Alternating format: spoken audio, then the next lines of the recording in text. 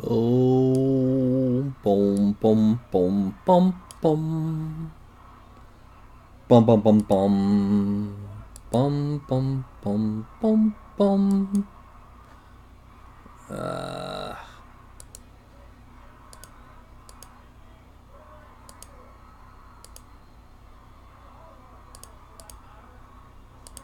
and boom.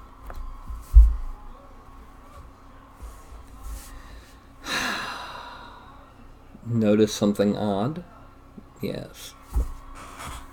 Like, subscribe, bell icon, the usual. Anycubic. Yay.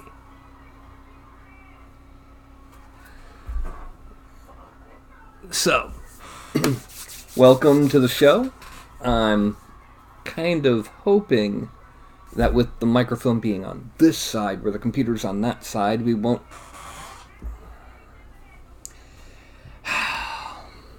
Do you mind? Do you mind? I know I'm not wearing the headphones anymore. Oh! Go figure. Every time I start my broadcast, I get... Do you mind? Yeah. Well, Carlton, I know you want snuggles, but not right now. Okay. There you go, little fuzzbutt. Anyway, like I was going to say, tonight I'm going to be sculpting. I decided on a Ronin. Yeah. And a fantasy Ronin. Not an actual historical masterless samurai, but rather the kind of bandit Ronin that you see on, movies like Seven Samurai, anime, just renegade wearing baggy pants and the leg wraps, and has no shirt, a katana, the top knot. Oh, he's evil. Or is he not? Who knows? He's an anti-hero. But that's what I'm going to be sculpting. So I'm going to wait till we get just a couple more people in here. I mean, it's just now barely 1 minute past 8. And then I'll be getting into starting the sculpt. Isn't that right? Yeah. Also, for those interested, give me a second here.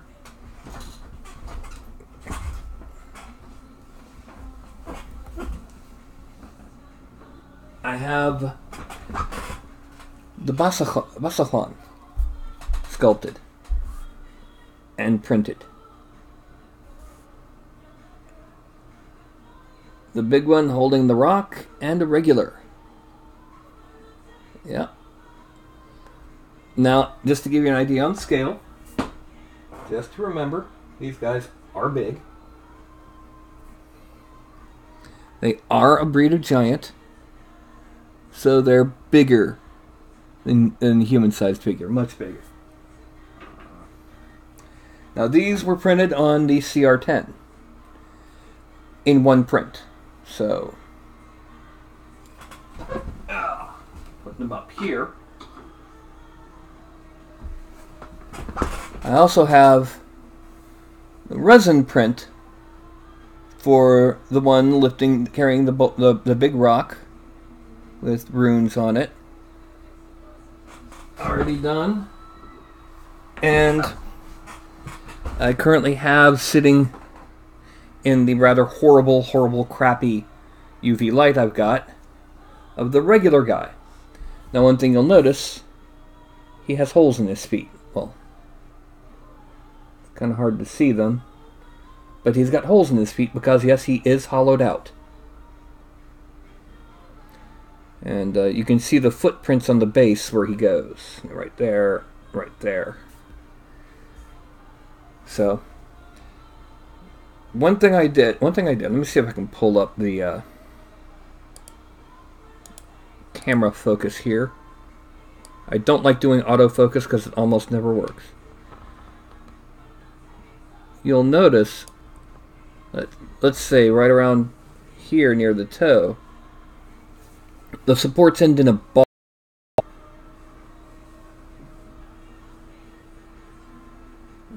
that does, number one, it makes the supports easier to remove. Number two, well, let's go ahead and pop this off. Oh, look, I left behind the little ball. Oh well, it's easy to find, and the ball itself is easier to pop off. I don't... You see, on the one hand, it's easier to remove the supports before curing. On the other, it can rip layers sometimes. And I don't like taking that risk. It's easier for me to go ahead and cut off the supports and trim it and not have to worry about it. And with these ball supports, and then take out the X-Acto knife and carefully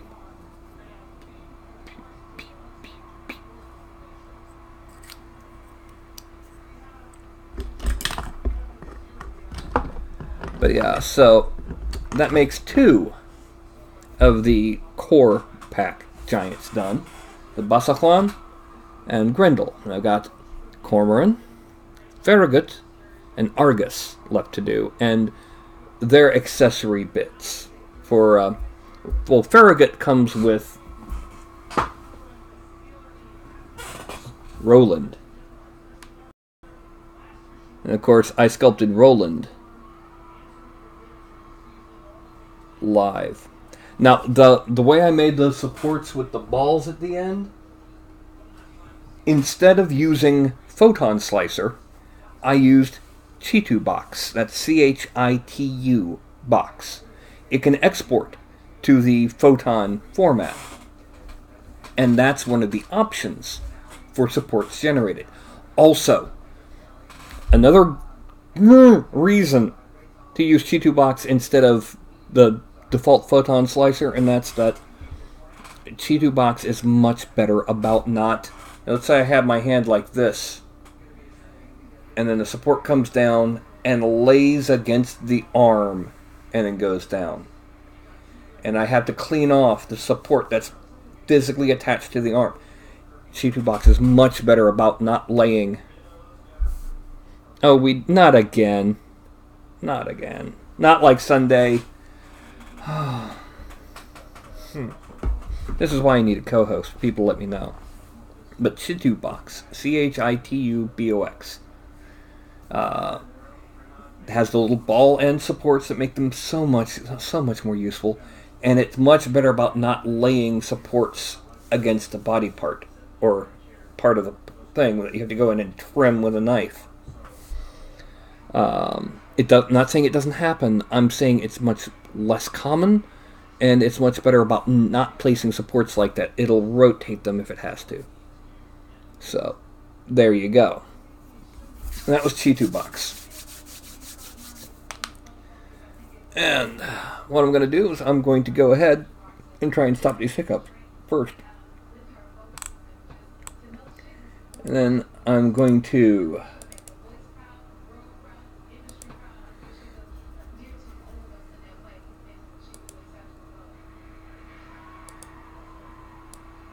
Oh, interesting. There's been an update, apparently. Oh no. Okay, hold on just a second here. I've got to restart Dev Studio.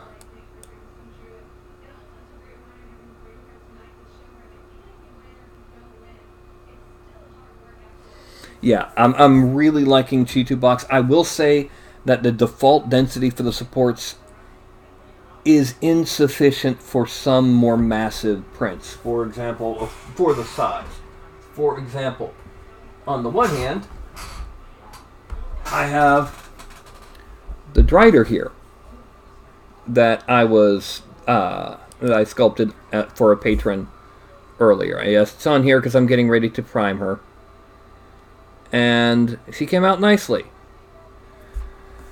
But that's after increasing the supports density to 50%. At 30%, which is the default, her torso flattened and her one of her legs broke off completely and her little flail was squished. So yeah,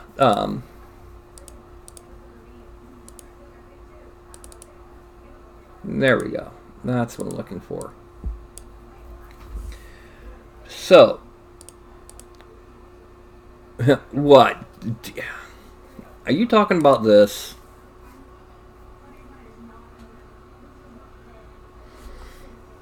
Yeah. With FDM, you know, like this guy, I use craftware.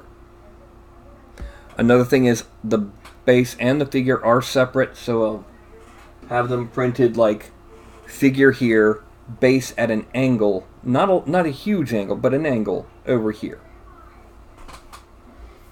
I'm not a beardless boy.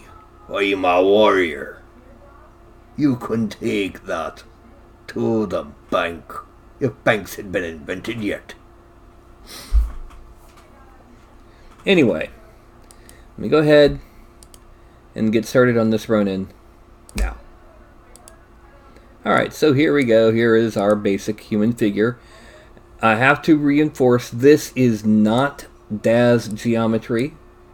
This is my own personal geometry that I modeled in 3D Studio Max, and I rigged here in DAZ Studio. It's not a perfect geometry, but it doesn't need to be. I mean, let me go ahead and there. That's the default geometry. You'll notice it's not perfectly symmetrical and anywhere on it. It's got issues like this little pinch right here. But the whole point of this is that this is to sculpt on. This is not to use as the final result. Even if I was making a superhero, I would be sculpting on it. If only to refine the musculature a bit more, to smooth out some of the issues like that muscle, like that thing, and the rather poor anatomy of his back.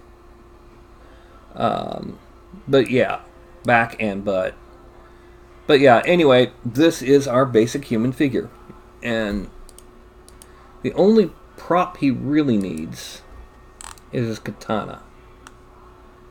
Because he is going to be a Ronin. Katana, right hand.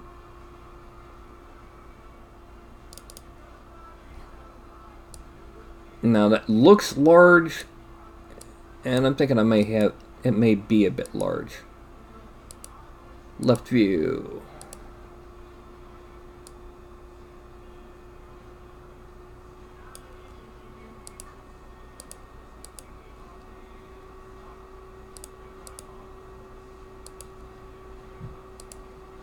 So what I'm going to do is I'm going to move this to there.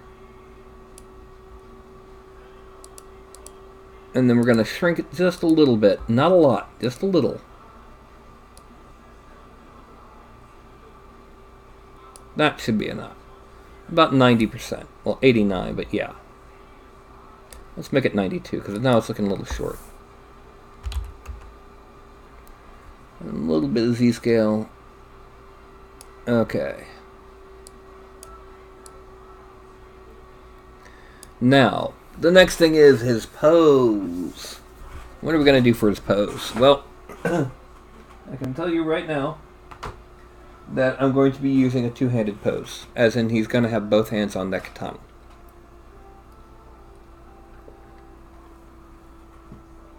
So we're going to pose that left hand by just loading in a left-hand katana, clicking on it, and deleting it. Now it automatically poses the hand, as you may or may not remember. Now what we're going to do is we're going to go ahead, we're going to start from the hip. Now when I'm getting ready to take a pose, very often I will stand up and take that pose and see where my hips are, how they're rotated, rocked, tilted, how my torso is oriented, my collarbones, and so on. I don't have a katana, but this longsword hilt should count, just for a good positioning. Okay. Let's see. So, this leg straight, but out, hips rocked that way, and tilted back a bit. Okay, so let's go ahead and rotate the hips back a bit and tilt it that way. Alright, is that too far back? No, that's not too far back. Now we're going to take the leg and kind of rotate it back just a little. We're going to twist it a bit there and a bit there. And then we're going to tilt the foot down.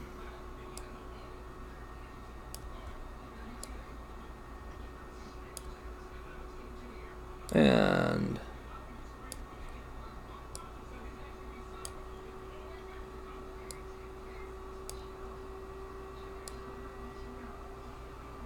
okay. That might be a bit too far.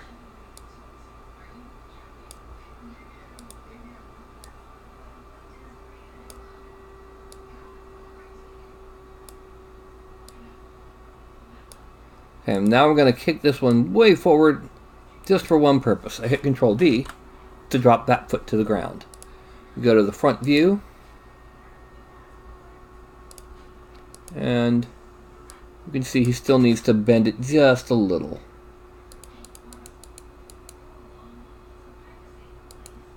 And a little bit of side to side. Control D to drop it a little bit more. Okay. Now, perspective. Next thing that's going to happen is going to bend the leg a little bit. Bend it back here and bend it forward here. And then I'm going to use this tool. I'm going to move it backwards. And down a little. And then I'm going to bend the foot. I said bend the foot, not select something new. I'm going to go to left view. And then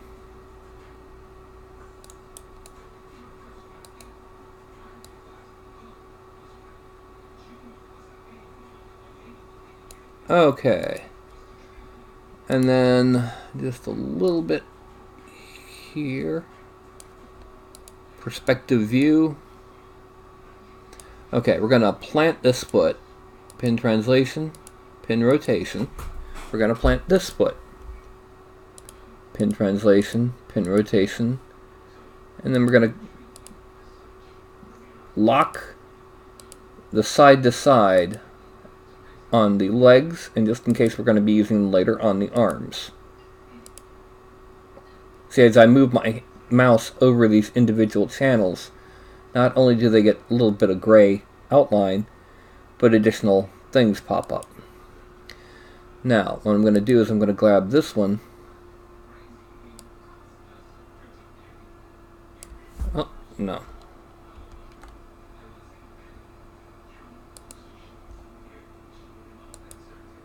Okay. So they'll be both bent to the side and twisted ever so slightly back.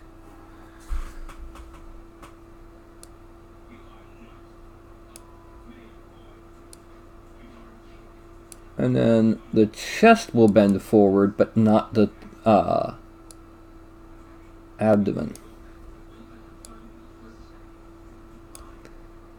Actually, yeah, the abdomen will bend forward a bit. Not a lot, just enough to keep him balanced. That reminds me, yeah, I need to pull this back a bit because this is just a bit too much. Okay. Now we're going to take this collar. We're going to bend it down a bit. Bring it forward. We're going to bend the arm down and we're going to rotate it this way. We're also going to bring it forward a bit.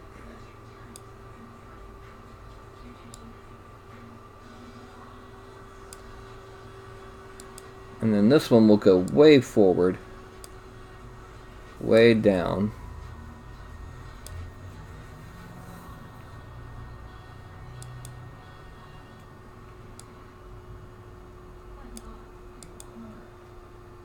Twist this one.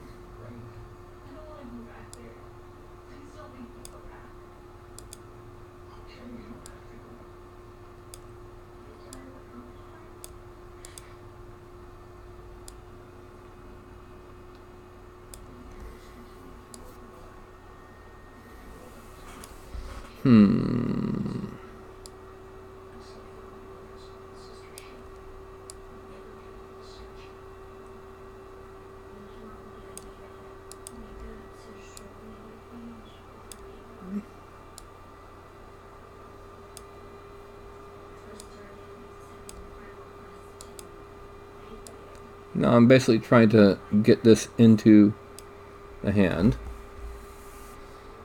Let's try it like this.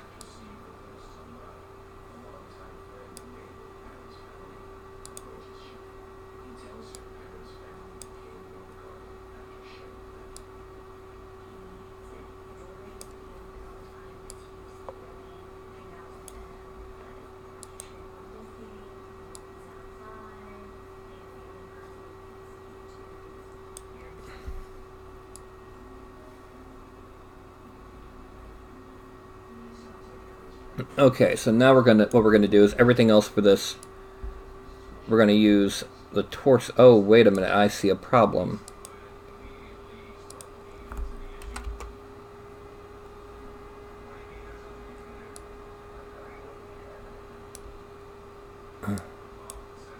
I change this bend minimum to 0 just so I don't do that again.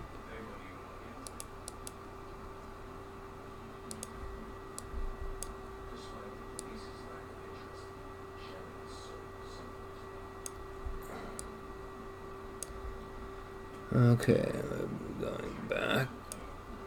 We're going to bend.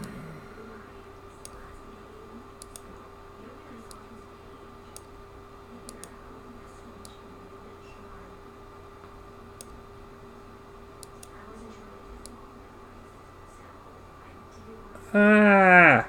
No! Don't do that. Dadgum. I'm gonna bend it even more.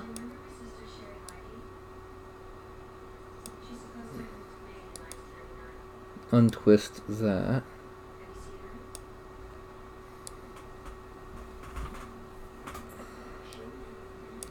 Okay, getting the pose right can often be a serious pain.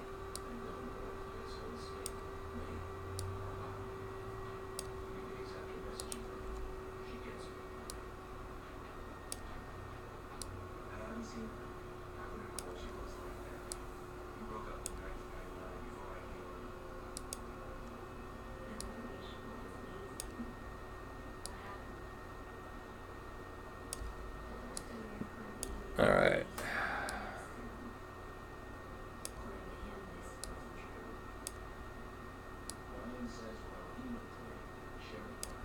Once I get it nice and properly posed for the torso, then we'll go ahead and change its angle by changing the torso angle, not by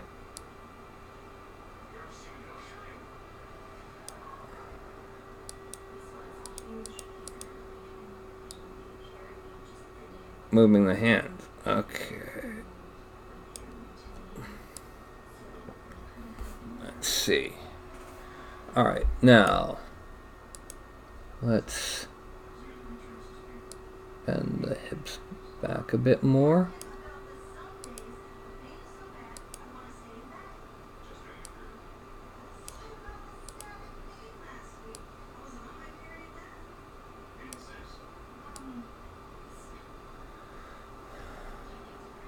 Okay.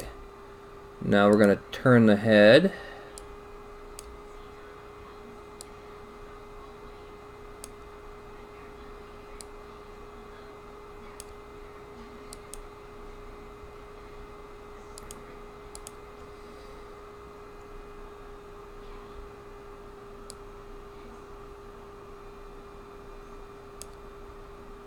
Okay.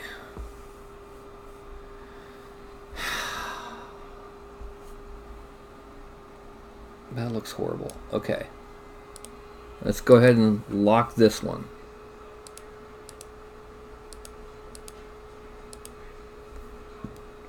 And let's see what happens.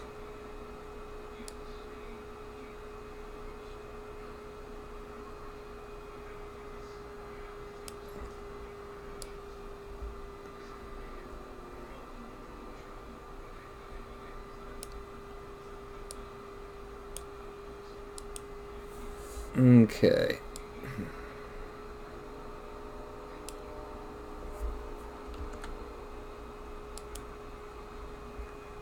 Let's lock this one. Pin translation, pin rotation.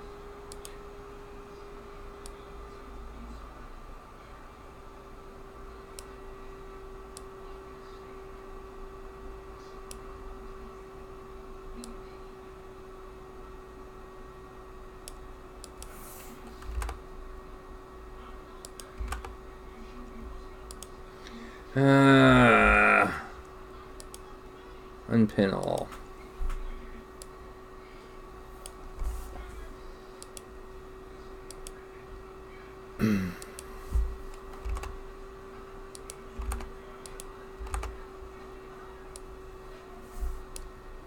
Okay, first let's go to here.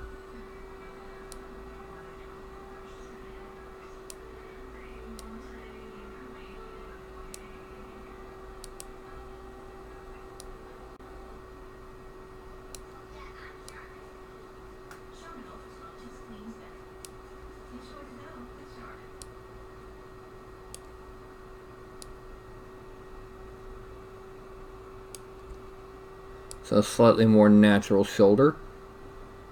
Now let's grab the hand here. Excuse me.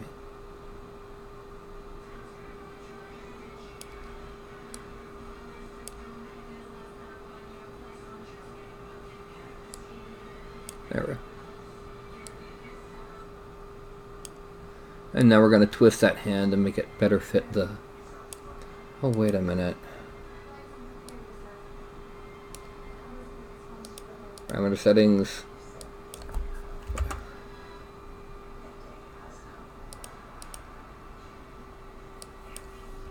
-180.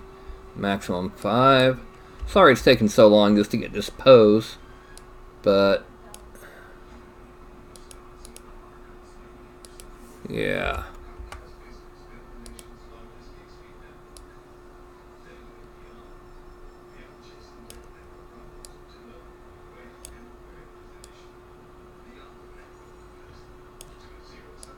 Okay. And then now let's... There we go. That's a much better. Gonna go ahead and select this, and we're gonna move it a little bit this way. That's because it was starting to poke through the fingers. And there we've got. Let's go ahead and call this posed. Well, he'll be attacking this way, so let's select the neck and twist the neck. And then bend the head. There we go. It's a much meaner looking. And there we go, the pose for our Ronin. Alright, so we're going to hide the katana. And we're going to export him. Yes, I know there's nothing on it right now because they don't wear the kind of tunic that we normally would do. So export. Free sculpt minis. Excuse me. Broadcast. New. We're going to call this Ronin body. Yep. File. Export. Ronin katana. Yay. And just as an FYI,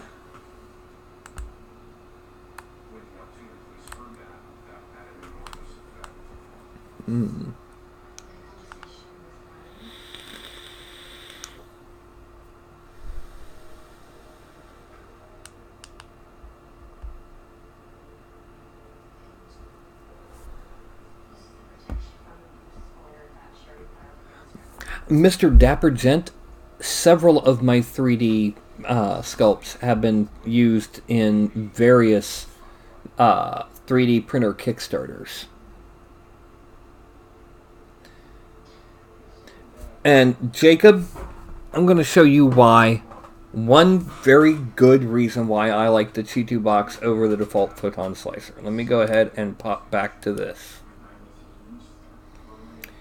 And this is going to be a very close... This is one of my Basajuan. Now, if you look at the... Well, I've already messed with that. If you look at the tips of the supports, like right here, you'll see they have a ball end. This not only makes it easier to remove them, it also makes it easier to find any remnants that haven't been removed yet, such as, you know, the one that appears over here, that was seen, you know, when the support is removed, the ball is still there, but you can pop that ball right off. It's so easy. Yes, this is the second Basajuan. You can see the footprints that his feet go in, and the hole. You can see the hole in this foot a little bit easier. But there's holes in the feet. That's why he's printed standing upright. Or upside down if you prefer.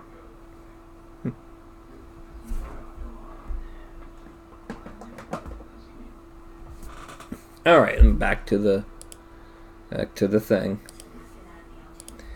But why did I go back to Dev Studio when you need to go back to ZBrush instead? Okay, we're going to go ahead and we're going to import, not the Basajuan, but the Ronin. Ronin body.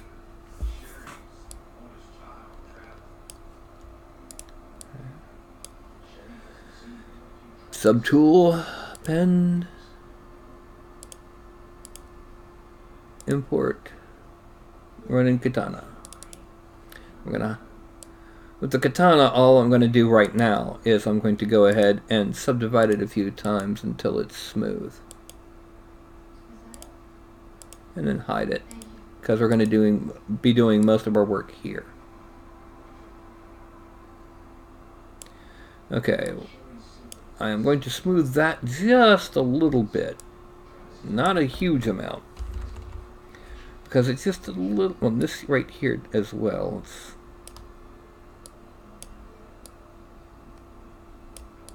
We're going to go in and refine it in a little bit. And same thing goes for this neck part here. And right here. Again, that back anatomy is horrible.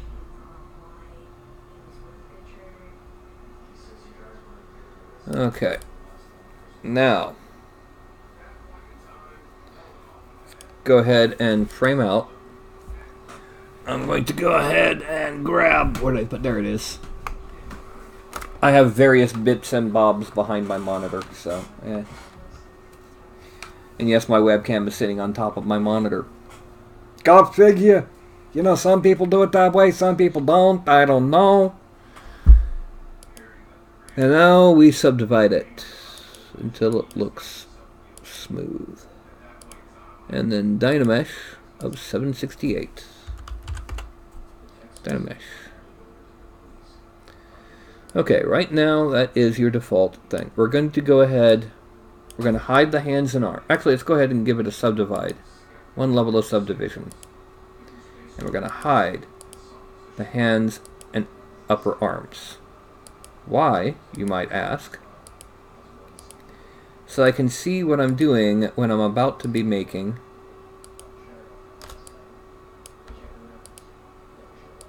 his pants. Okay. Now, what we're going to do with the pants, we're going to make three pieces technically. First things first, we're going to go ahead and, well, we're going to go ahead and take the focal shift to -100 for the masking. And I'm going to come around this way. Actually, I need to come up to about here, because they tend to be like that. At least old school.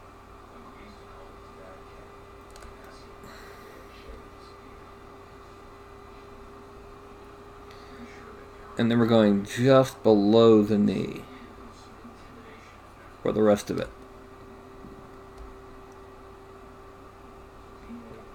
I could have done this just sculpting directly on the legs, but the seams wouldn't quite be right. Just below the knee.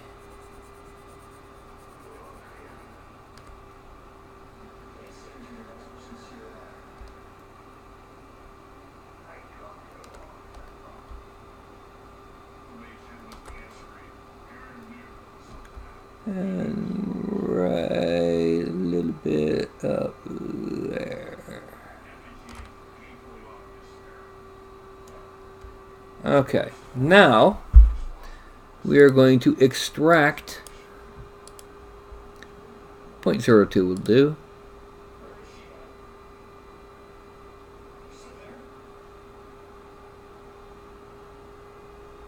Once it's done, accept. Draw to unmask it, and then same here, draw to unmask it. Now we are going to go back down to geometry. We're going to dynamesh it at 256. There's a reason why we're doing 256 and not 192 and not 128, and that's the crotch. Now we're going to, well, first of all, let's click that button, and just for the sake of potential future use, let's open up that. Now we're going to inflate and make it a little bit bigger. We're going to lower the intensity a bit, above 5. And we're going to make this baggy and heaviest near the knee. Because this is a hakama that's been tied at the knee. For those who don't know, hakama is the term for the really baggy pants worn by samurai and kendoka. Kendoka being the term for someone who practices kendo.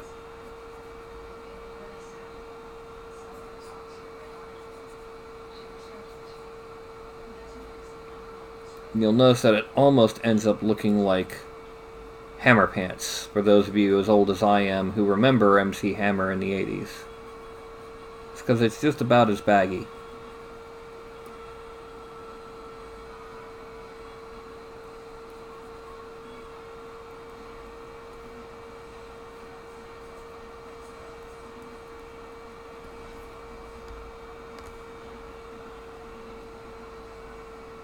And then we're going back in here and redynameshing it, because that needs to be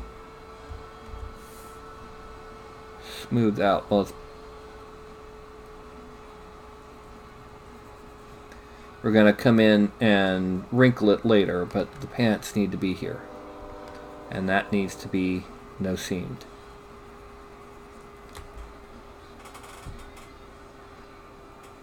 The next thing we're going to do is we're going to go ahead and we're going to subdivide it until it's really smooth. That'll do.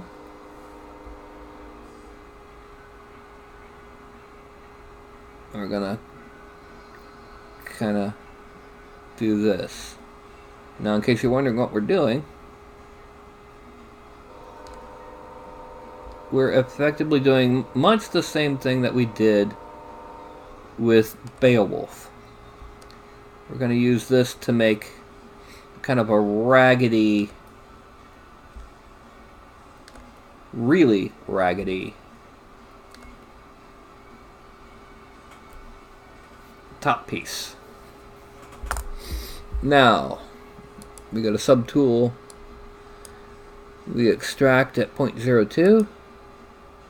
Accept. Draw. Select those pants to deselect there. And then we're going to Dynamesh 256. We're going to subdivide. Then we're going to move topological. And what we're going to do is we're going to make it a little bit more jagged edged.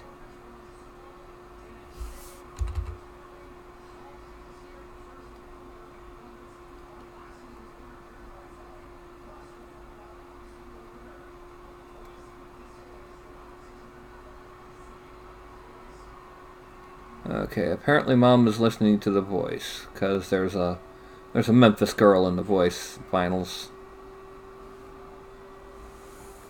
Now, I'm going to shrink that back down to 1, and we're going to smooth out across the top, because we want this to be kind of rounded up here. We don't want a hard edge. We want it to look like it's folding over.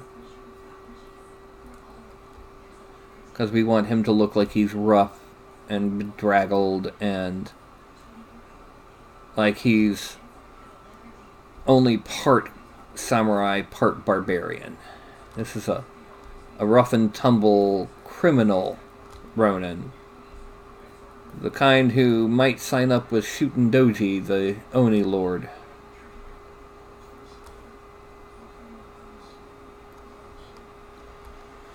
And then we're going to make the mouse a good bit larger. Why did I do that?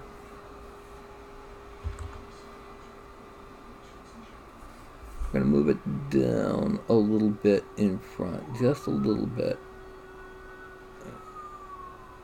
And up a little bit on the sides.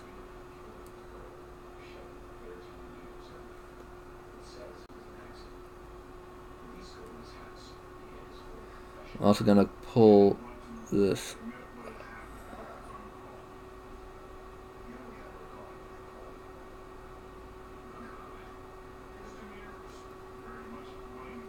then going to kind of pull it out a little bit here and here, because we're going to give him a rope belt. And the way we're going to do that is we're going to hide that. And now we're just going to go to rope brush.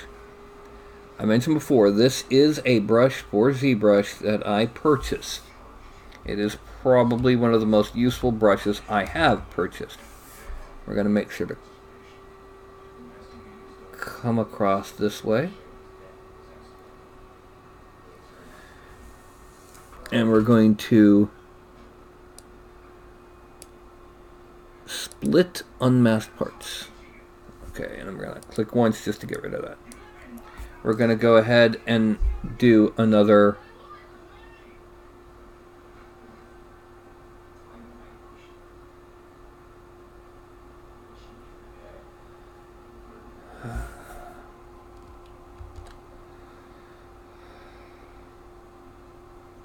going to come from here, come over and down.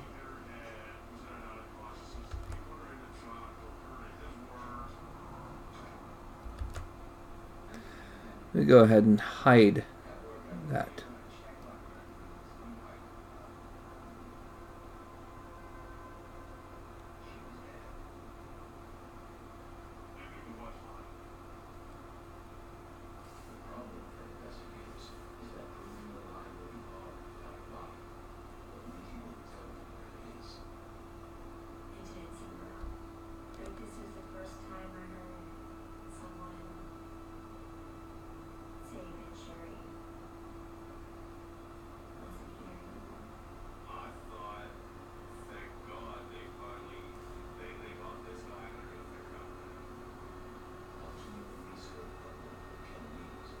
Unmasked parts. Okay. Now we're going to go ahead and grab him. Oh yes, we're going to grab him. And we're going to make sure that these bits and bobs go over the top of him. Because they kind of have to. Okay, and then I'm also going to bring this and cover the top of the area so it looks like a knot. Okay. And here we have, let's go ahead and make his body parts visible. Okay. Let's hide him. And the rest of this. And we're going to go ahead and wrinkle this.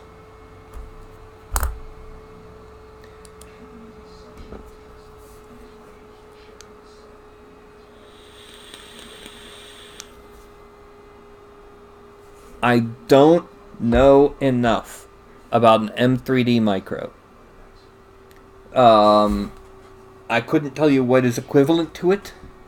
So, about the best thing I could say is, if you're looking for a 3D printer for gaming, you have the two best options, in my opinion, for the money, are the Ender 3 for versatility. It can do both miniatures and larger terrain pieces. I mean, you could easily print Polyphemus here in one shot on a Ender 3. For detail and miniatures only,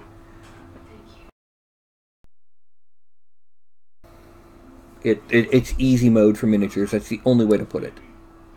Alright, what I'm going to do is I'm going to start making some big slashes. Alright, so first there's going to be...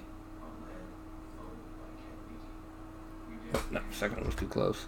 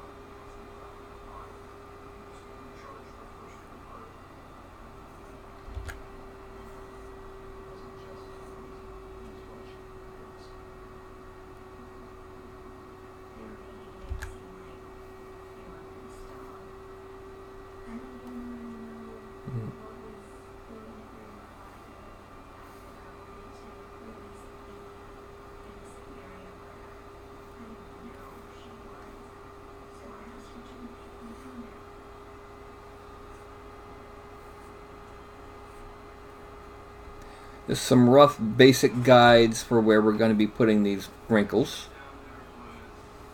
And then we're going to add down to 5. And we're going to make these a lot larger.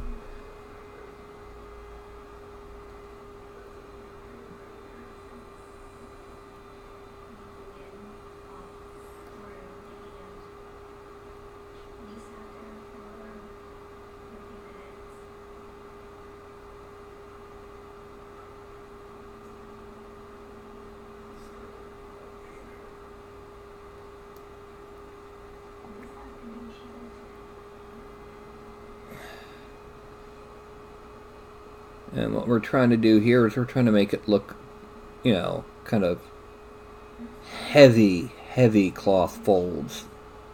Like really, really thick cotton. And not the kind that you make a sweatshirt out of because it's nice and light and all that. But the rough weave that was used for the hakama.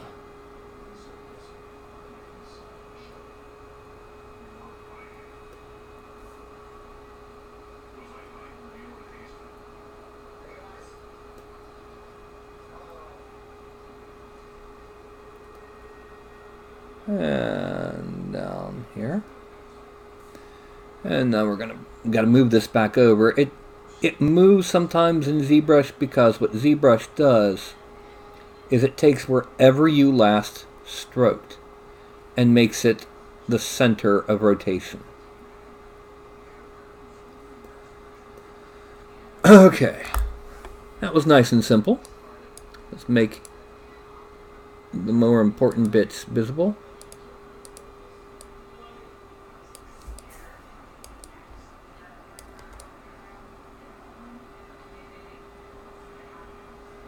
Okay, well, this we actually kind of need to subdivide.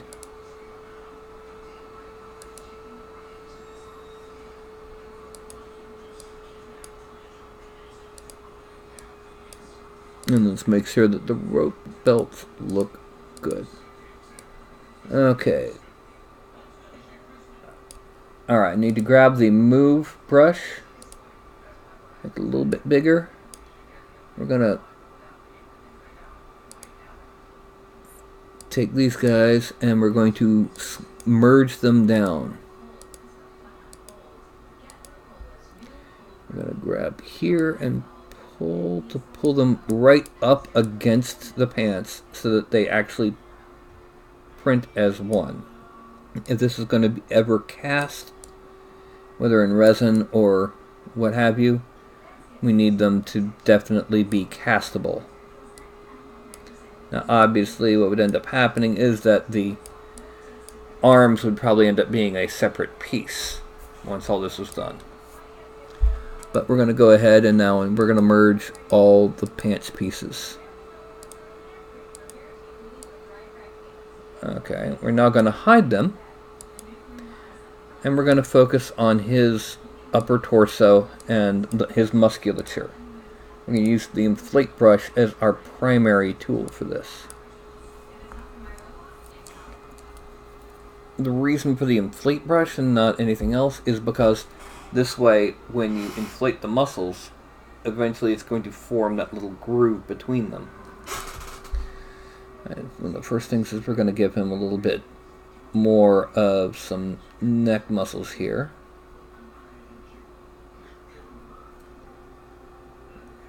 And here.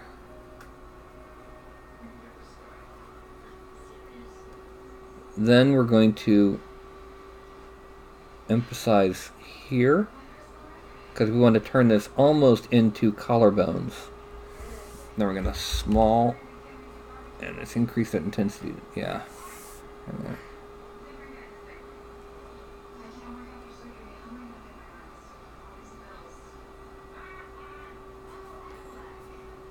There we go. Just a little bit. Now we're gonna kind of pull up the pecs a bit because he is pulling them forward.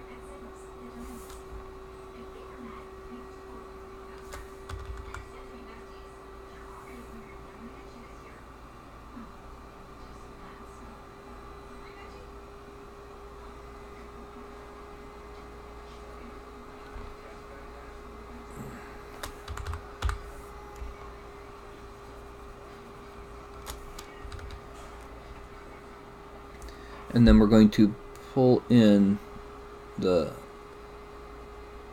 muscles here. Just kind of exaggerating, especially right there. Then we're going to smooth out down here because that particular muscle does blend further. It doesn't...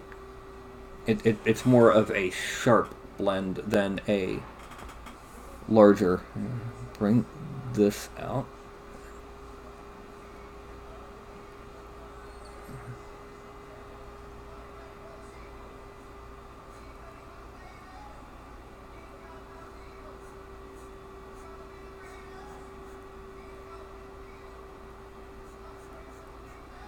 And smooth out here. The deltoid is not made up of 3 pieces. It just appears to be when you're ripped but not overly ripped. Okay, now we need to really build up these back muscles here. Right in here. And we're going to smooth this out.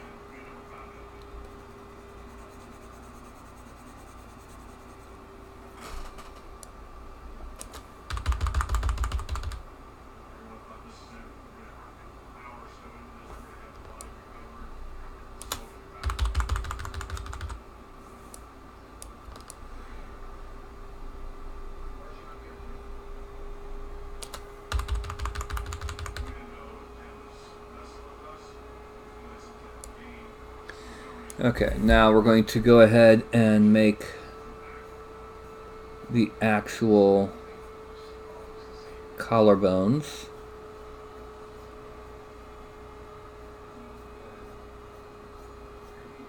I'm going to do this carefully.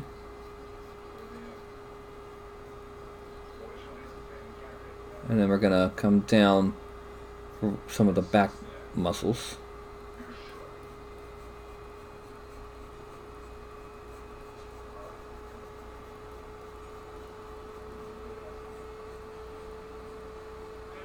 And we don't need to worry too much about the butt because, you know, it's got that pants over top of it. What we do need to worry about is keeping things nice and smooth.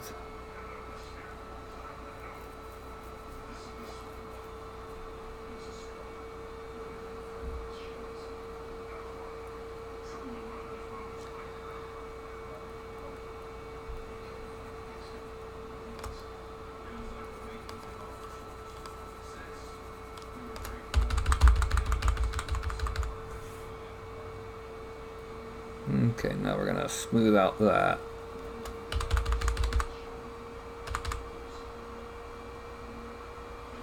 Yeah. Next comes, well, shrink this down, and we're going to come in and do the triceps. We're going to exaggerate them a bit because we are going to be smoothing them back down.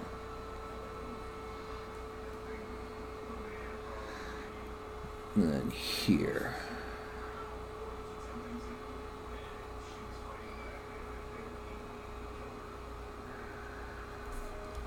We're going to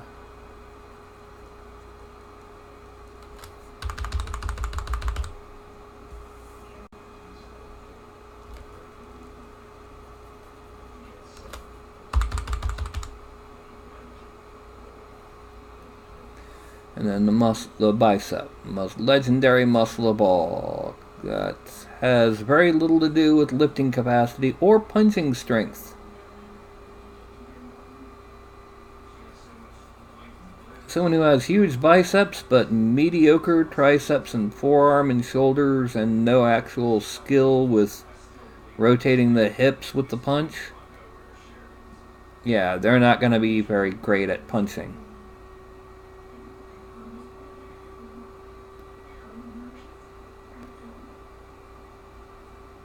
Contrary to what, you know,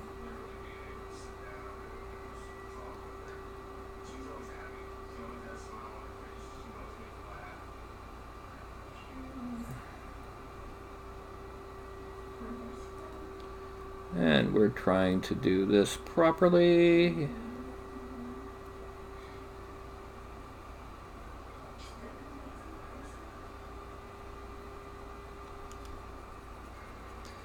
Okay, smooth this all out.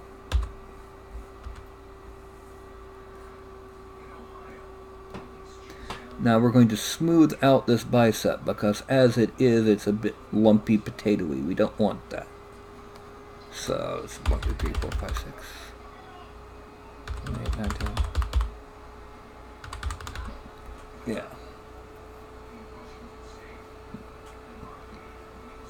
We're also going to go ahead and emphasize this particular. Actually, we're going to hide that just so we can emphasize this right here pretty much. And here.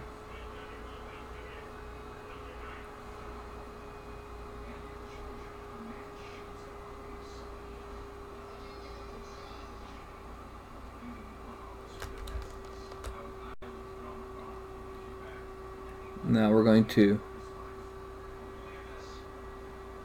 emphasize in where the abs are. We're going to give him a full-on six-pack, even though much of it will probably be covered by the hakama. Go ahead and smooth that out again.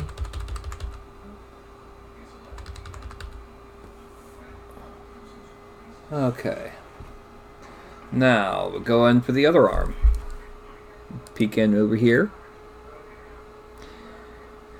Make sure I've got... Okay. Now just making sure that it didn't go out on me. And now we're going to come up. Well, let's go ahead and come up with the bicep first.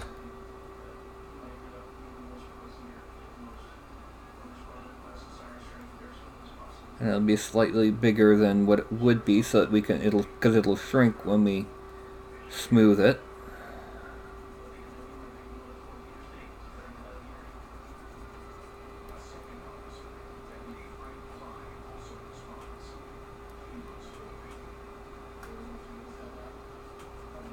Like I said, you see how lumpy potatoey it's getting? Yeah, no muscle in the world looks like that. There's people people who are going around getting oil shots in their muscles to try and look like they are, super massive and crap. And they end up looking instead like they got potatoes stuffed under their skin.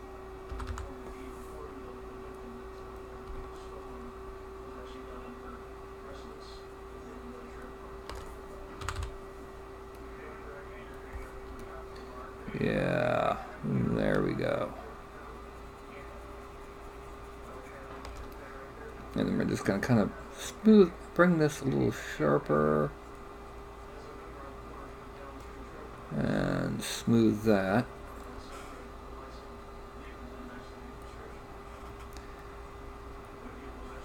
When you're making a warrior type, unless you're deliberately making him appear overweight, it's a good idea because of the whole reality is unrealistic thing. Just go ahead and make him like super muscular if you can. If he's bare-chested. If he's not, don't worry about it. I mean, unless you're making, Thor, there's very few people who are really muscular enough to show through freaking armor.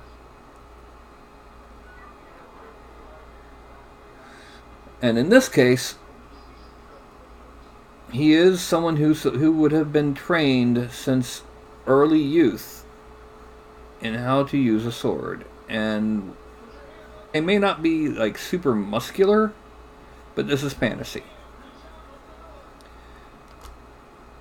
And the arms may not be the source of power for a blow, but they're really a good source of intimidation if you got huge guns.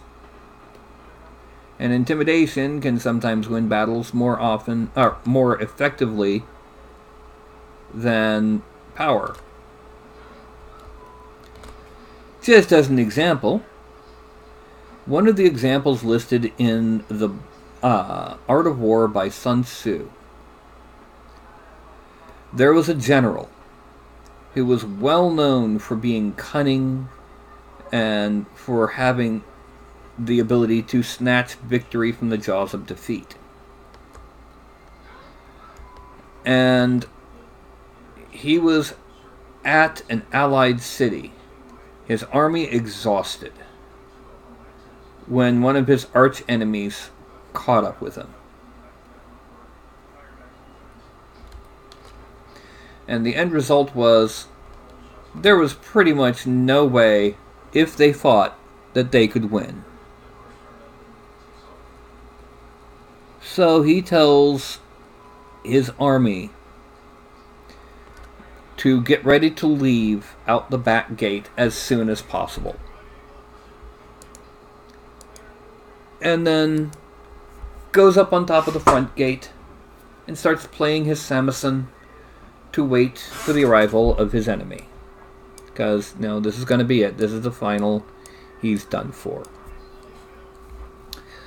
His enemy sees this legendary general who, there's no way he would ever surrender. And if he was going to surrender, why was he playing a samisen on top of the city gates? It made no sense. So his enemy decided it must be a trap.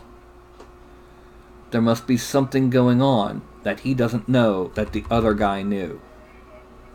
Which means he was about to lose the battle. And so what does he do? He backs off. And he waits.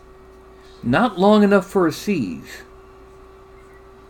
but long enough for the famous general's allies to arrive and rescue him from that scenario.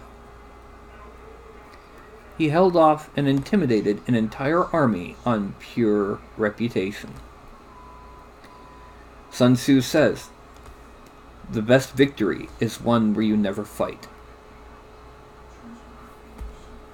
And that's pretty muscular upper torso.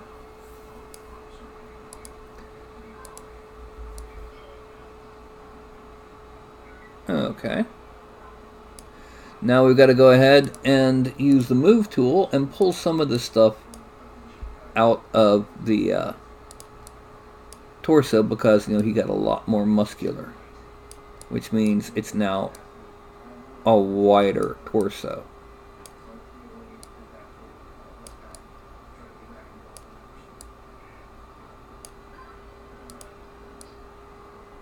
And there we go. Yep. Now the next thing is also going to be done on the feet. And it's going to be wraps around the lower leg. So what we're going to do is we're going to once again hide the arms. And this time we're going all the way up the arm just in case.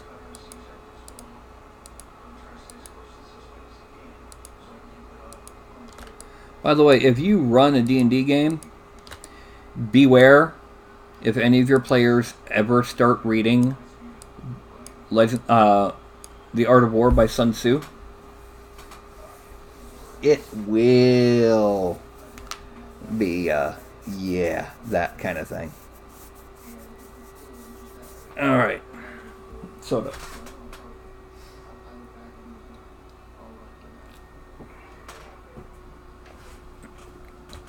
Alright, so what we're going to do, we're going to use the slice curve tool. Oh, actually, hold on. shrink this. Not slice curve tool. Slice rectangle tool. We're going to start.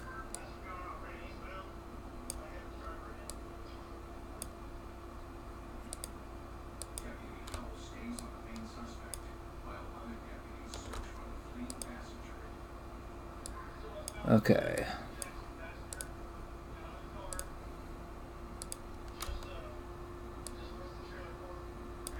You'll notice that we're cutting like this.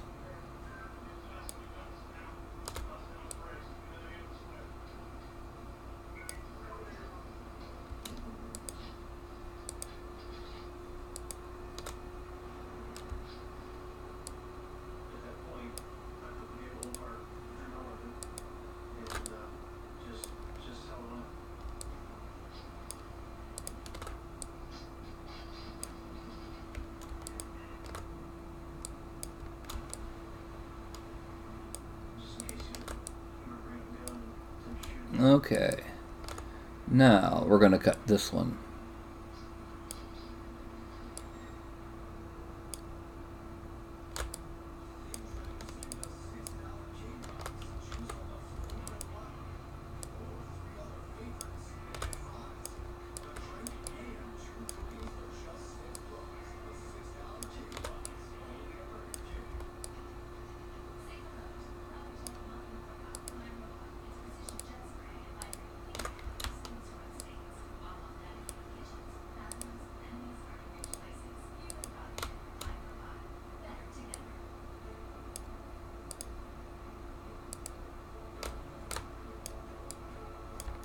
And what this is doing, we're making different groups. Okay. Now, what we're going to do is we're going to duplicate this. I'm going to hide the original. And then we're going to select and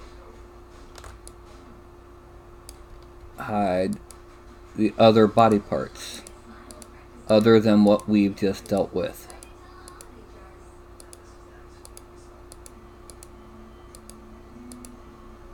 Sounds weird, I know, but it's going to happen.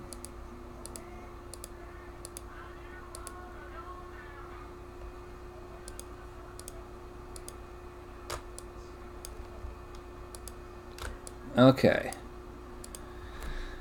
And then we're going to, under Geometry, Modify Topology, Delete Hidden. So all we have now is these. Now, the next thing that we're going to do, go up to Edge Loop, and we're going to Panel Loops. Okay, that is what it ends up looking like. That's not good enough. Thickness 0.03.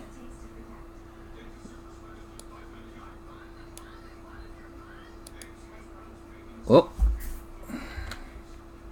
Bevel.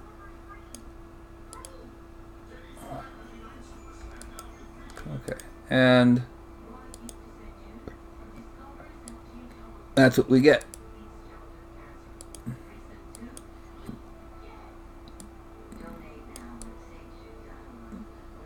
That looks good. Now the next thing we're going to do is we're going to go ahead and use the Move tool to pull the leg out from inside.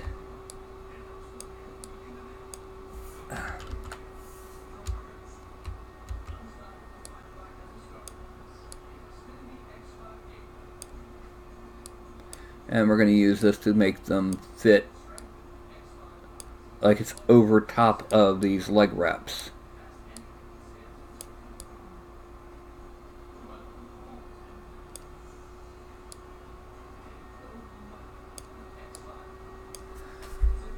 We turn on transparency so we can not only see where it is in relation to the leg wraps, but also so that we can select them when they're underneath the leg wraps.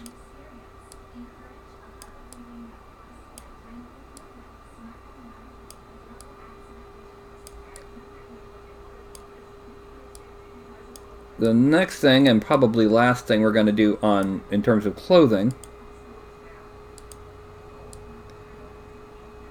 is we're going to give him tabi. Now you're familiar with what tabi are, aren't you?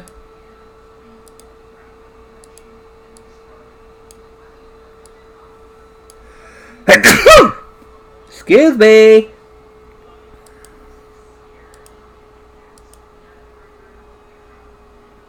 Okay, no responses, making sure that I still have people here. Tabi are those split-toe shoes, often called ninja shoes when they're not. They're the standard shoe or sock worn back in the day by samurai and or peasants and or anyone wearing any kind of sock. It would be a tabi style.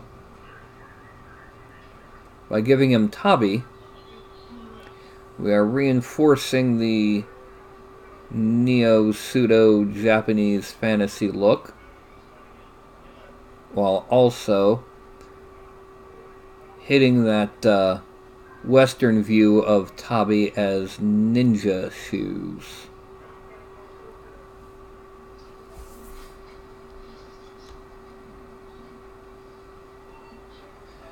And here we have that. We'll go ahead and just bring that visible for a second. Okay. Well, so the next thing that we're going to do then is we are going to make his top knot. Now the way we're going to do it is we're going to draw on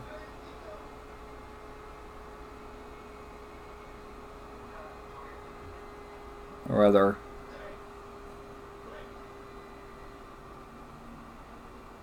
actually, what am I doing? I forgot to do one thing very important. Geometry, divide, delete lower. There we go.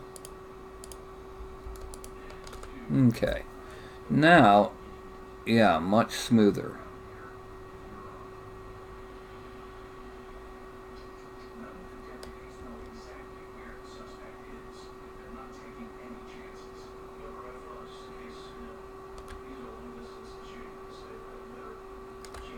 Okay.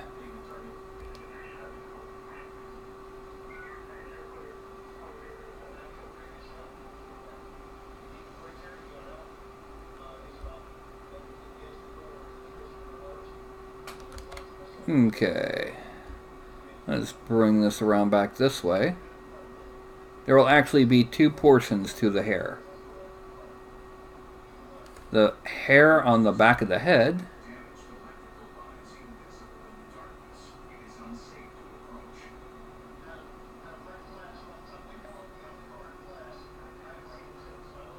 and then the top knot as a separate piece. Once again, pardon for the pause in the speech.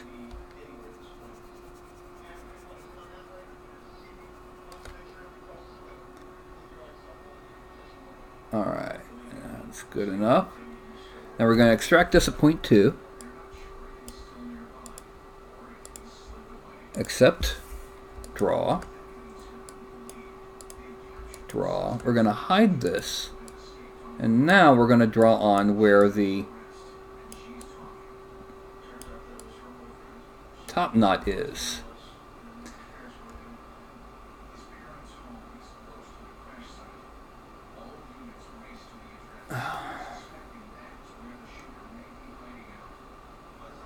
One thing to remember is that if you get used to your tablet being at a given angle, it'll be hard to deal with when it's at a different one.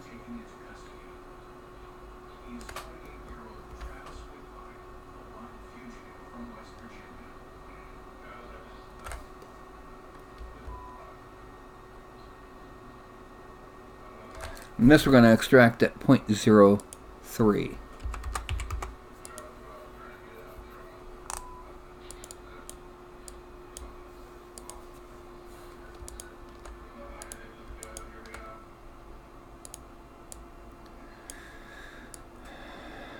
Okay.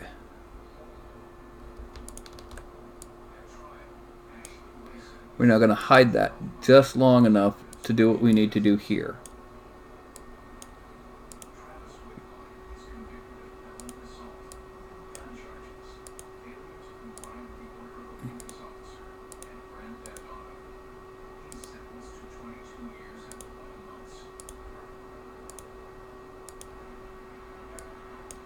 Now, what we're going to do is we're going to use inflate, shrink it down, and we're going to kind of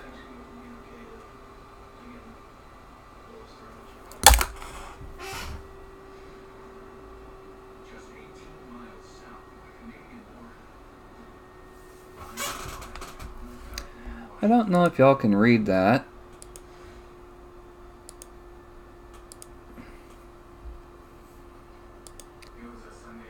It says, sorry, an unrecoverable error has occurred. ZBrush will attempt to save the current project to the quick save folder. Okay. Recovered field stored in quick save will be available when you launch ZBrush. Hello, Kim.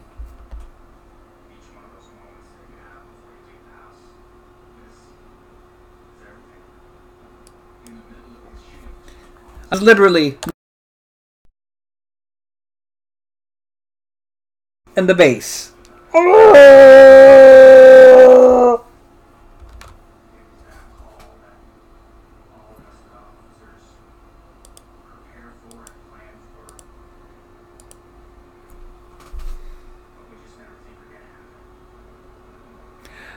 Dapper, I said, first of all, I don't know anything about the M3D Micro, so I don't know what equivalent there might be.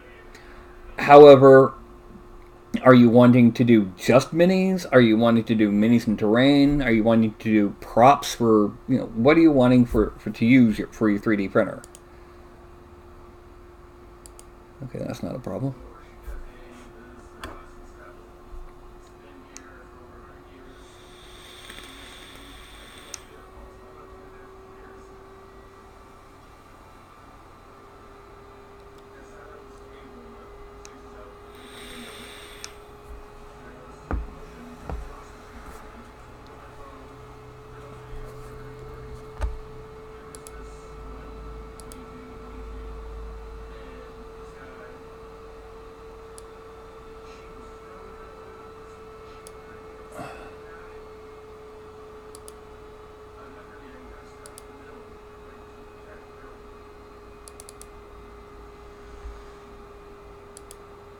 Okay.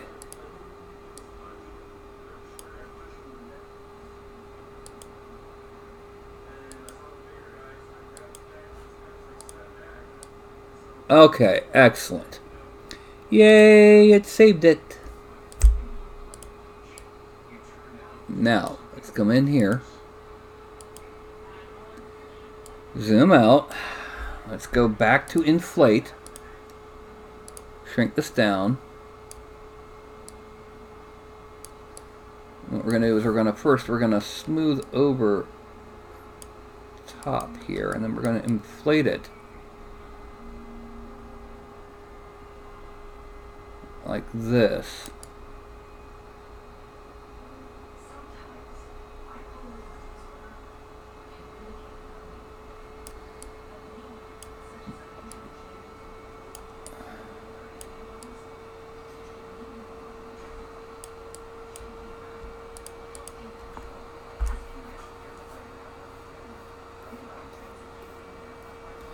We're going to subdivide.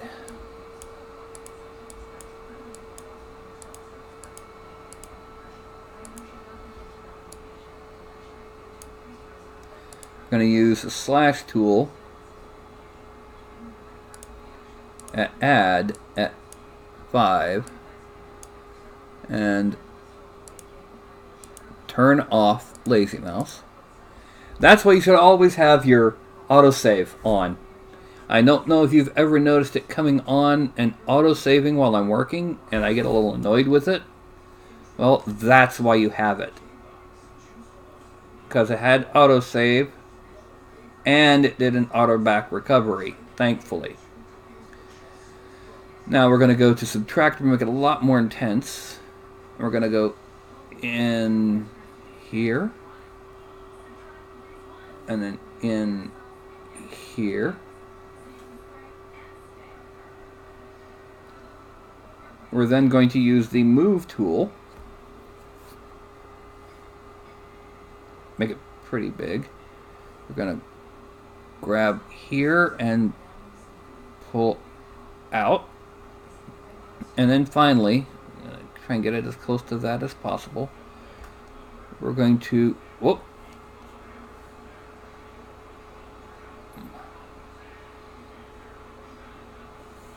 We're going to select that. Hey, no, not.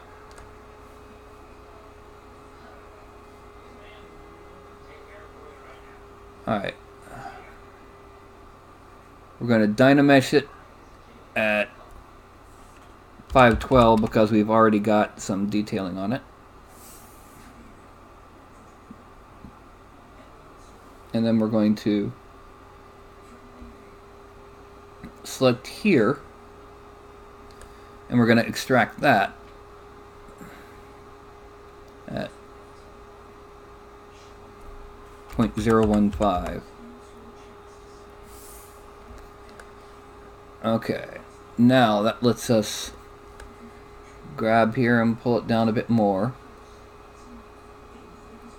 This is the top knot.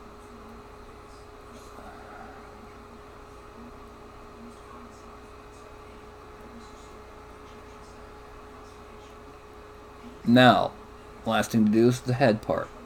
Alright, we're going to smooth. Actually, let's lower that intensity a lot on the smooth tool. And we're going to smooth out here. Now we're going to subdivide it.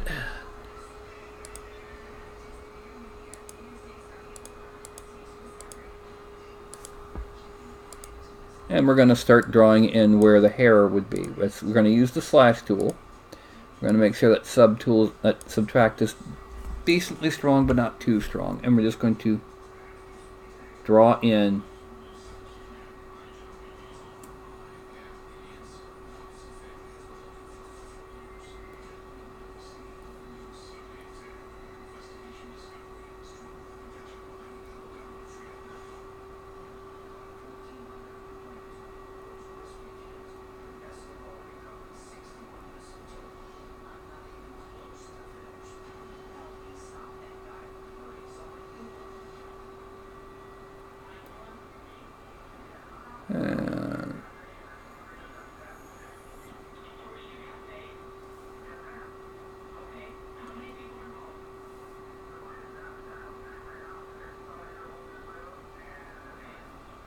we're going back to add, and we're going to draw on our ridges onto these hair locks.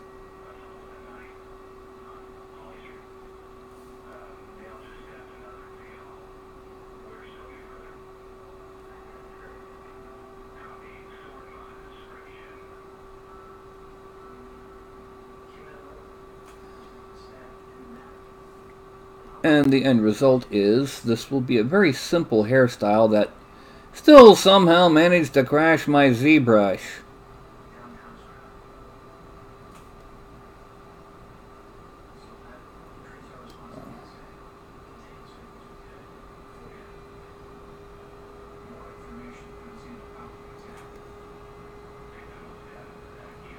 Okay, now let's frame out.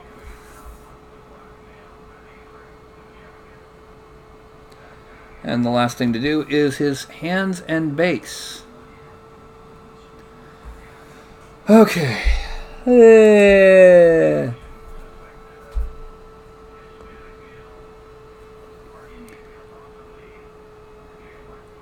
Yeah, I will have to agree with Kim and William. The Ender 3, I do not own one, so I am not pushing.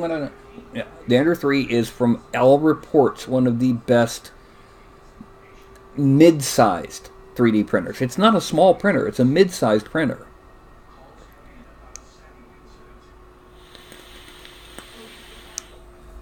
Yes, the Dremel has proprietary filament.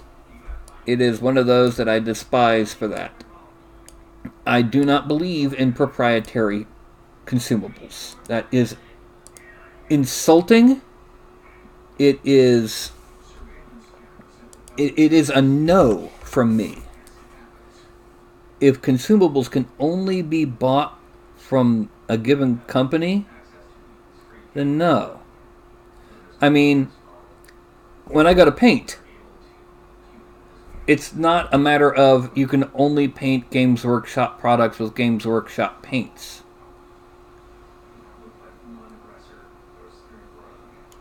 I mean, well, maybe if you're... Well, let me put this back. Maybe if you're at the Golden Demon Awards trying to paint for competition for Games Workshop. But that's not normal. I mean, it's not physically impossible to paint a Games Workshop figure with Vallejo paints or P3 paints, you know?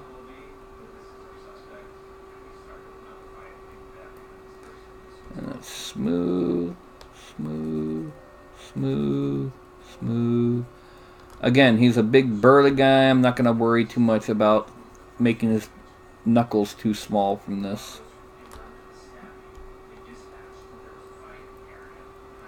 I am going to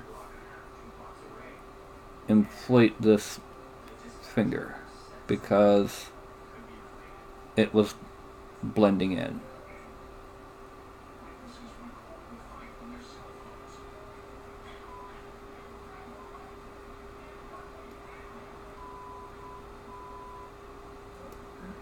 Also got to make a note of inflating in here.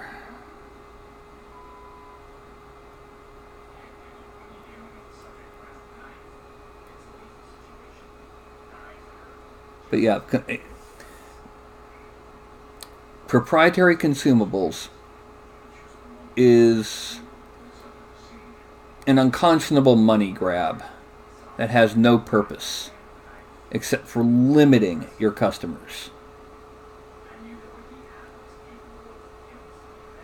I mean, this is SanDisk, if I remember correctly.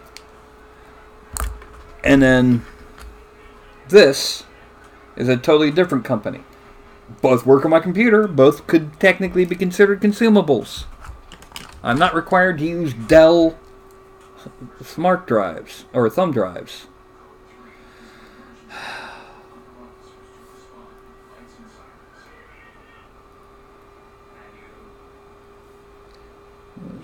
Zip down this way.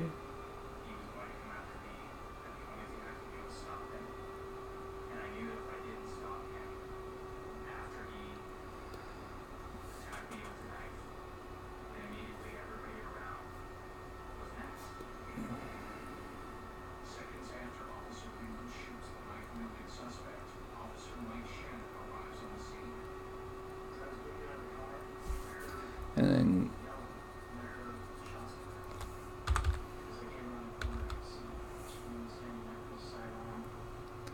okay.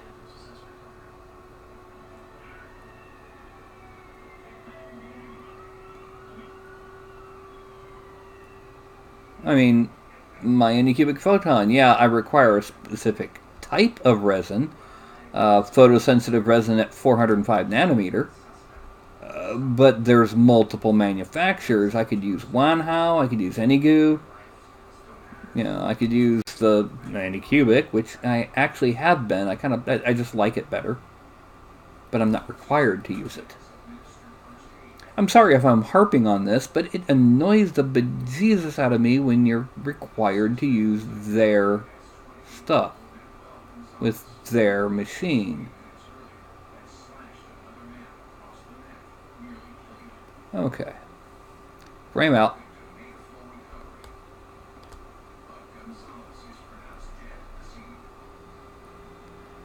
Okay, now.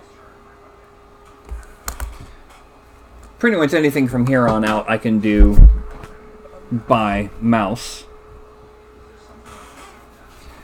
So what kind of base should we put on here?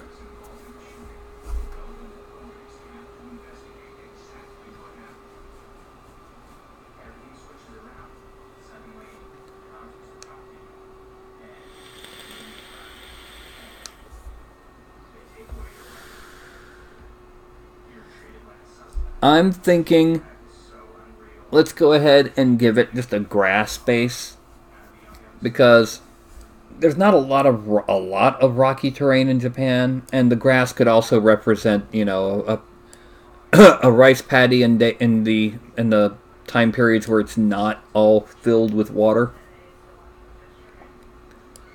So append Polymesh 3D. We're going to import from the bases, base grassy. Now we're going to frame. And what we need to do is we need to deformation, offset. We need to offset it X a bit because, yeah. Now we need to offset Y.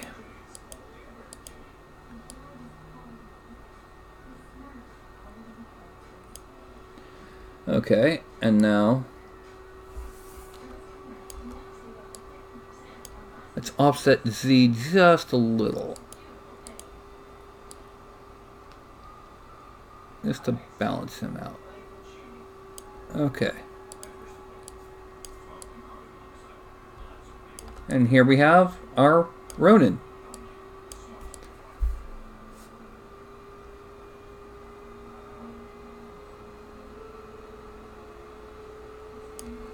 By the way, this will be part of the project. This is going to be associated with Shuten Doji.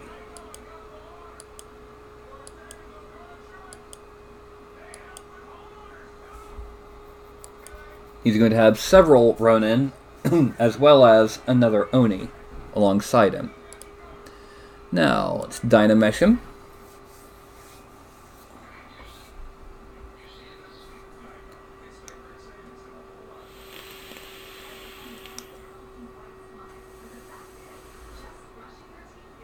And what we have is 1.455 million points, 1.48 million polygons. Let's make sure that it did. Yep, it did. That foot is fused with the base. That's a good thing. Now, let's go to Z plugins. Go to Decimation Master. He's not heavily detailed. The areas that are heavily detailed, it can deal with. Let's go ahead and use the 70,000 triangles.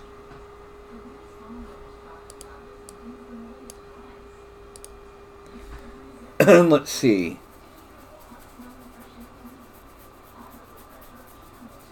Computing, please wait.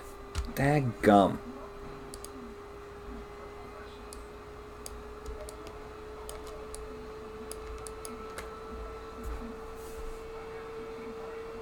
Now let's try it.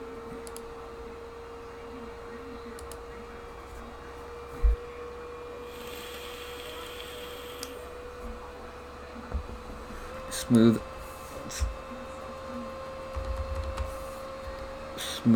there. And now we're going to Dynamesh at 700. Probably bring it to right at 1 million. Oh, 1.242 million. Okay. Decimate. Analyzing mesh.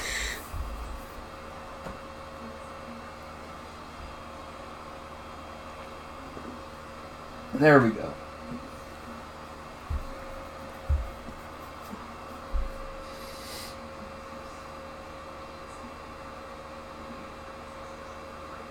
Computing, please wait.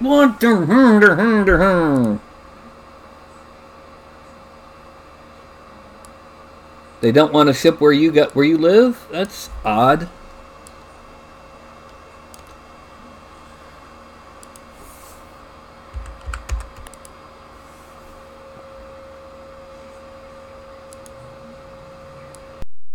Now it's right at 1 million. 35K. Please work this time.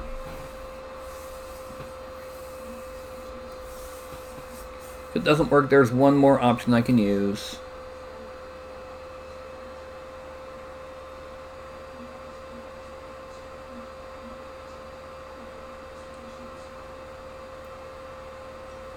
Oh, it looks like it's going to work. Yay!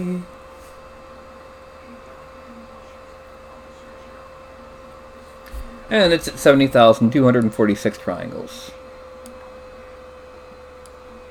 For a now this is a basic thug. This is not a hero character the way Beowulf and Roland were. So we're going to go ahead and export this to my Titans of Legend. New folder. We're going to call this one Shutendoji. And inside this, a new folder of files. And we're going to call this Ronin Ronin 01. Because I'm pretty certain I'm going to do at least one other Ronin to go with Shutendoji. Okay. Well, that was interesting. Hey, Shinju, can I get a kitty kiss? Hey, can I get a kitty kiss? Yeah, look at this. Kitty loves her daddy. Yeah, good girl.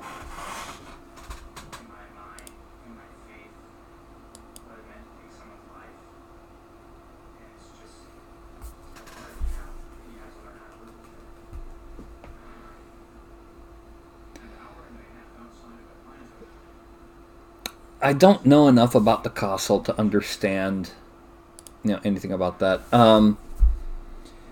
Really and truly, dollar for dollar, pound for pound, the Ender 3 punches so far above its weight class. Right now, if I was just getting in, that's what I would start with. As it is, I started with a horrible, horrible GE tech. That's GEEE tech. Shinju, did you have to jump on my printer? The 2D printer. But that G-Tech i3 clone, I had it about 9 months, and it was usable about 20% of the time. 20. Yeah. I ended up getting a CR10, which... hello? I love it. And I gave the G-Tech to my brother, who pretty much replaced half the pieces, half the parts of it, and put it into the fidget spinner mines, as he calls it.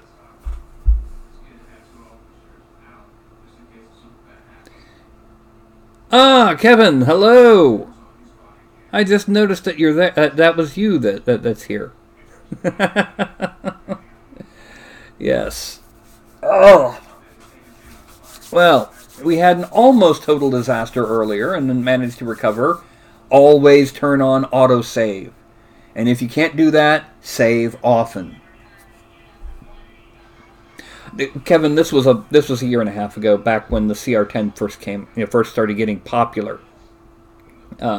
I'm actually one of the people who managed to get the CR10 with the 100 people who got it with the coupon code from 3D Printing Nerd's first review of it.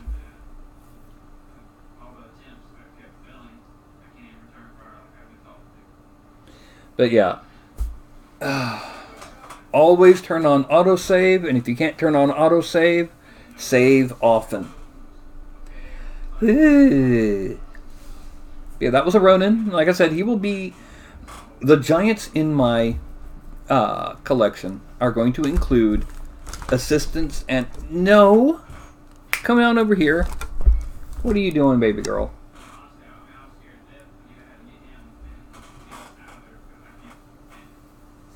Say hello to Shinji. Oh. No, no, no. Not my lap. You understand? Get on your bed. Good girl. Yeah. Sorry about that. My cats are rather needy at times.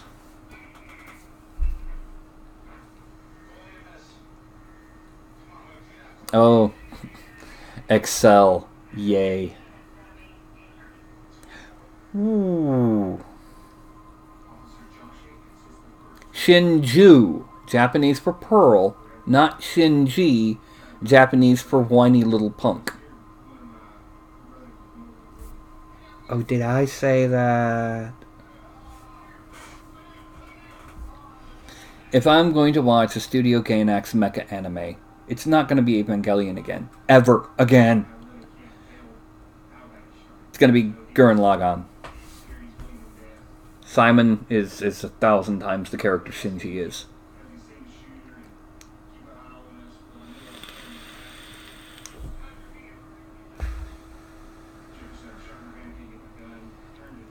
Yep. When we got her, she was 5 weeks old. And she was itty bitty. And the areas that are gray, like on her ears here, and on her haunches back here, were white. She looked pure white with blue eyes. So I named her Japanese for Pearl, Shinju. And she eventually developed those gray patches. Oh well. And then when she was 6 years old, we got the ninjas. The 2 black cats, Carlton and Ralph. I didn't name them. I promise. Yeah.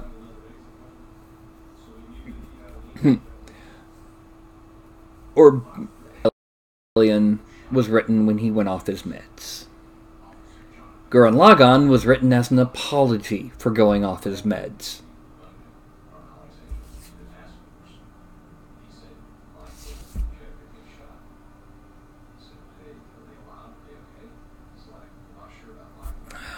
No.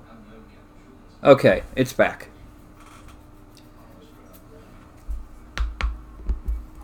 The stream is... there's been issues not with me, but with YouTube in the past few days. But like I was saying, Evangelion was written when he went off his meds.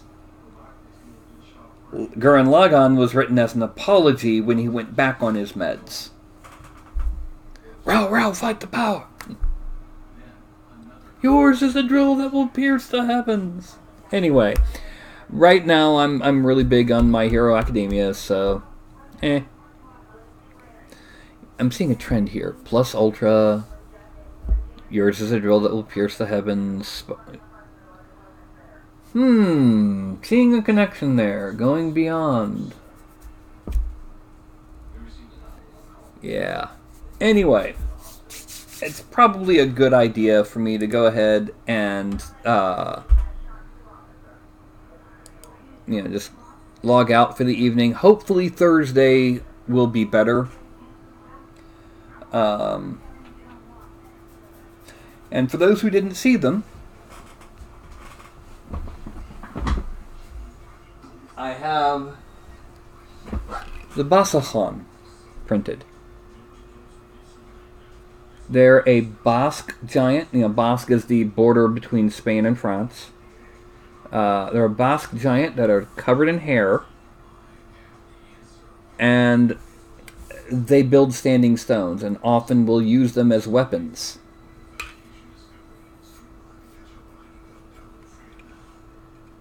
I've seen Galgagar. That's another good one.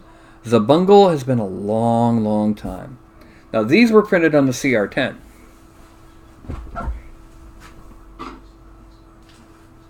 This was printed on the Photon. in one go. I printed the base separate from the body, and if you look carefully, you can kind of see the hollow echo, like right here near the head. The fact that it was printed hollow. And as soon as I finish the broadcast, I'm taking the supports off his buddy. Now you can see, like I said, his feet have holes in them for the resin to drain. So yeah.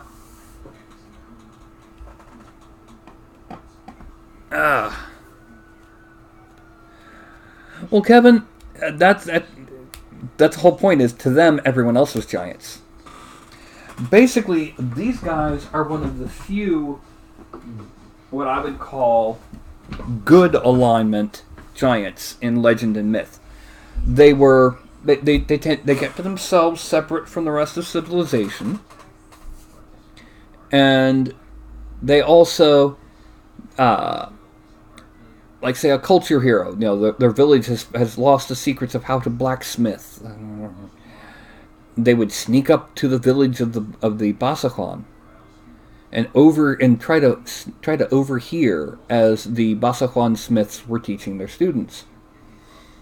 And it's kind of implied that the smiths were like, "Yeah, you got to watch you've got to watch the color, and when it changes to not being this shade anymore, stop hitting and putting it back on the fire."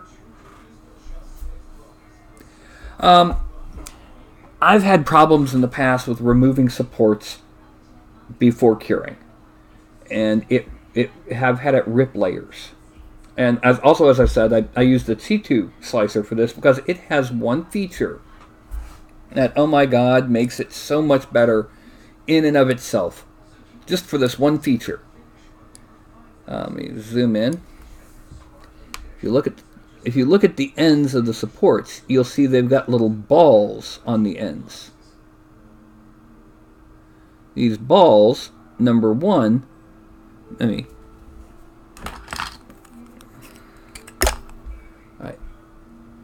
Case in point, let me get up close. If you look at right here, these little balls right here, not only do they make it easier to remove the supports, but they make it easier to remove the detritus if it breaks before then, because you can find it so much interesting.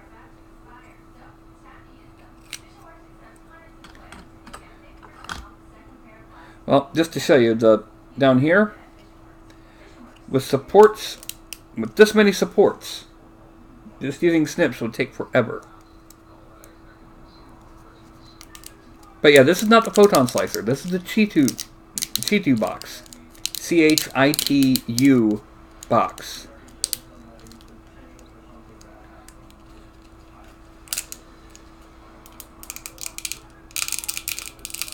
Now, admittedly, the photon slicer is based on the Chitu slicer. And that is the base.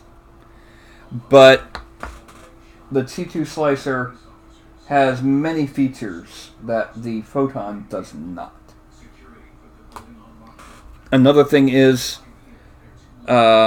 supports that go down past a body part. Let's say I had my hand like that. I'd need a support at the tip of my thumb. Well, it's going to go right past, and it's too close to do a support from there to there. What C2 Slicer does is it comes out, down, sees that it's going to be laying across the arm, and comes out a little bit more and drops down so that it doesn't touch the arm. It's not perfect. It does still occasionally have places where it does that, but it's so much better about it than the photon slicer.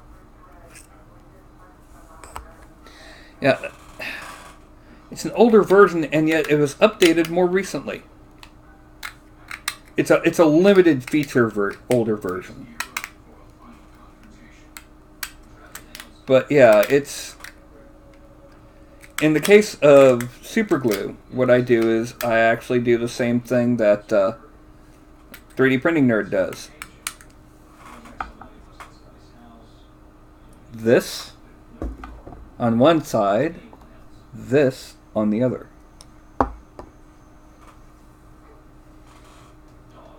Um, there is also the option for hollowing in the slicer on the T2 slicer. If you didn't already hollow your figure. I don't like it. I haven't tried it, but I prefer to have more control, especially control over where the holes are, which is why I do it in Mesh Mixer. That's the base. Base all cleared off. Yay. Meanwhile, it is 9:56. A few minutes till 10.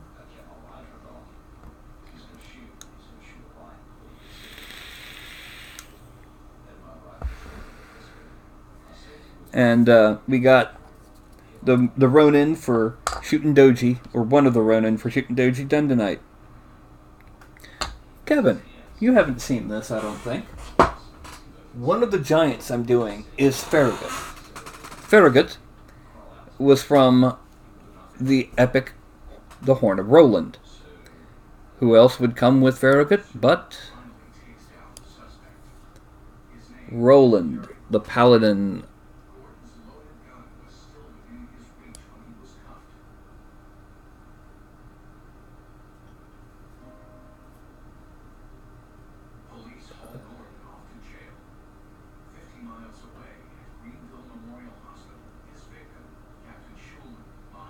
Mm-hmm.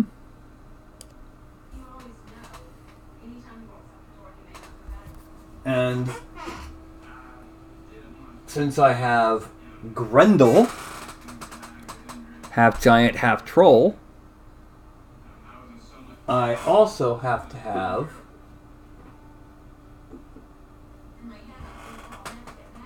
Beowulf. Once again, let's put into focus.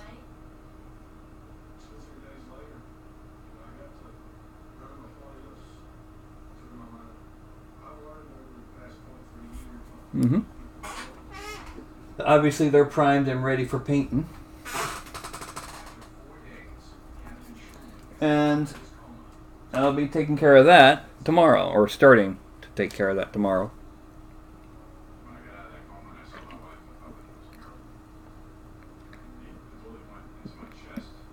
Yep. I'm trying. My thought is, okay, assuming each figure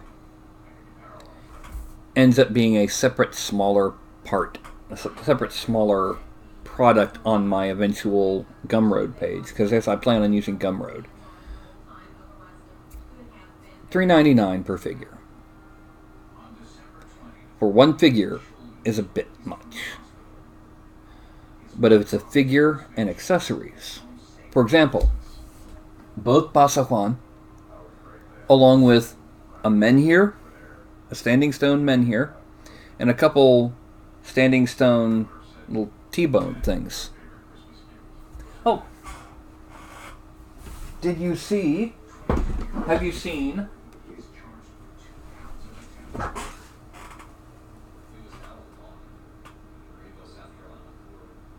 the Cyclops?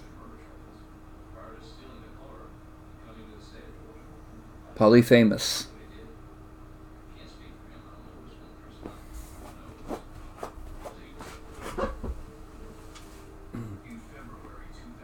Printed in 1, 2, 3, 4. Printed in 5 pieces, but in 4 prints.